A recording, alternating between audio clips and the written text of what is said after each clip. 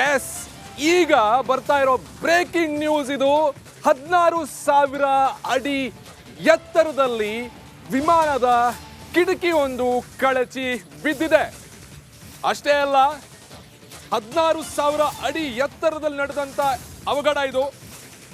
ಸಮೀಪದಲ್ಲೇ ಇದ್ದ ಸೀಟ್ ಕೂಡ ಕಿತ್ತೋಯ್ತು. ಅಪಾಯದಿಂದ 174 ಜನ ಪ್ರಯಾಣಿಕರು ಪಾರಾಗಿದ್ದಾರೆ. ಪವಾಡ ಸದೃಶ ರೀತಿಯಲ್ಲಿ ಪಾರಾಗಿದ್ದಾರೆ. ಅಮೆರಿಕದ ಅಲಾಸ್ಕಾ ಏರ್ಲೈನ್ಸ್ ವಿಮಾನದಲ್ಲಿ ಇಂಥದ್ದೊಂದು ಘಟನೆ ಸಂಭವಿಸಿದೆ.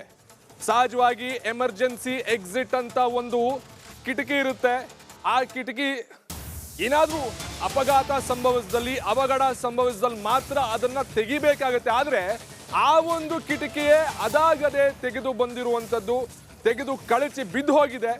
ಇದೇ ಕಾರಣಕ್ಕೆ ಎಲ್ಲ ಪ್ರಯಾಣಿಕರು ಆತಂಕದಲ್ಲಿದ್ದಾರೆ, ಒಂದು ಸಲ ಚೀರಾಡಿದ್ದಾರೆ. ನಾವೀಗ ವಿಜುವಲ್ಸ್ ಅಲ್ಲಿ ನೋಡ್ತಾ ಇದ್ದೀವಿ, ದೃಶ್ಯಾವಳಿಗಳಲ್ಲಿ ಕಾಣ್ತಿದೆ. ಅಲಾಸ್ಕಾ ಏರ್ಲೈನ್ಸ್ ವಿಮಾನ ಇದು. ಏಕದಮ್ ಒಂದೇ ಸತಿ ಎಮರ್ಜೆನ್ಸಿ ಎಕ್ಸಿಟ್ ಅಂತ ಒಂದು ಕಿಟಕಿ ಇರುತ್ತೆ, ಆ ಡೋರ್ ಇರುತ್ತೆ, ಅದು ಏಕದಮ್ ಕಳಚಿ ಬಿದ್ದಿದೆ.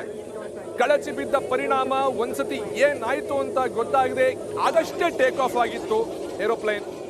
16,000 ಅಡಿ ಎತ್ತರದಲ್ಲಿತ್ತು, ಇನ್ನೂ 16,000 ಅಡಿ ಮೇಲ್ ಹೋಗೋದ್ರಲ್ಲಿತ್ತು. ಸಹಜವಾಗಿ ಇಂಥ ಪ್ಯಾಸೆಂಜರ್ ವಿಮಾನಗಳು 32,000 ಅಡಿಗಳಲ್ಲಿ ಮೇಲೆತ್ತರದಲ್ಲಿರುತ್ತೆ.